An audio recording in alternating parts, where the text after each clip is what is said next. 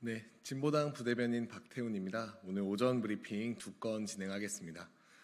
최상병 사망 사건 대통령실 압수수색이 필요합니다. 오늘 공수처에서는 유재은 국방부 법무관리관을 소환 조사합니다. 이종섭 전 장관을 제외하면 공수처가 소환한 첫 번째 피해자입니다. 대통령실과 해병대 수사단 사이에서 연락을 주고받은 메신저로 대통령실 수사외압 사건의 핵심 피의자로 지목되고 있습니다. 유 관리관의 소환 조사를 통해 수사외압 사건의 실체가 드러나길 바라지만 유 관리관이 묵비권을 행사하거나 혐의를 부정하면 이를 입증하긴 쉽지 않을 것으로 보입니다. 어제 해병대 예비역연대에서 윤석열 대통령과 이시원 공직기강 비서관을 고발했는데 공수처는 이를 받아 대통령실을 압수수색해야 합니다. 대통령 기록물을 통해 최상병 사망의 실체를 가장 확실하게 조사할 수 있으며 이는 윤석열 대통령이 검찰 시절 강조하던 살아있는 권력 눈치 보지 않고 수사해야 된다던 지론에도 맞습니다. 그러나 윤석열 대통령이 지명을 미루고 있어서 공수처장은 2달 넘게 공석인 상태입니다. 수장이 없는 수사기관이 제대로 된 수사를 할 수 없습니다.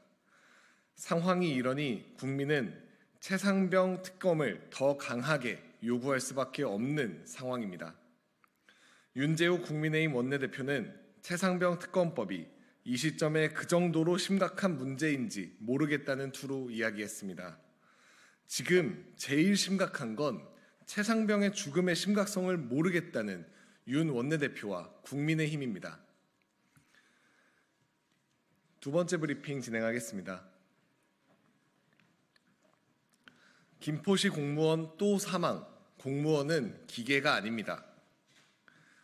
25일 김포시 7급 공무원이 숨진 채 발견됐습니다. 고인의 유서가 발견되지 않았기 때문에 사망의 원인을 알 수는 없으나 이와 비슷한 죽음이 올해 들어 끊이지 않고 있습니다.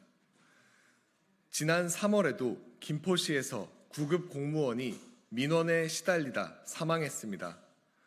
남양주시에서도 3월 9급 공무원이 업무 부담과 스트레스로 세상을 등졌습니다.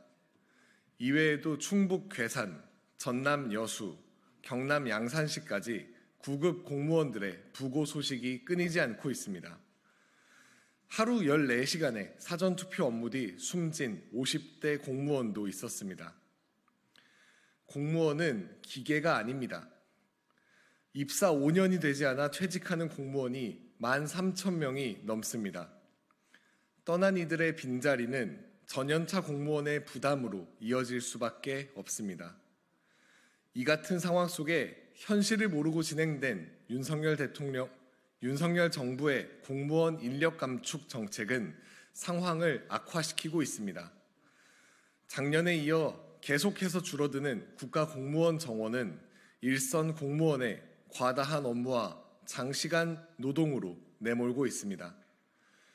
확대되는 공공복지의 영역과 초고령화 사회에 대비하기 위해서는 더 많은 공무원 채용이 필수적입니다. 초임 공무원의 죽음을 탄광의 카나리아로 여기고 지금이라도 국정 기조를 당장 전환해야 합니다. 네, 이상 마치겠습니다. 감사합니다.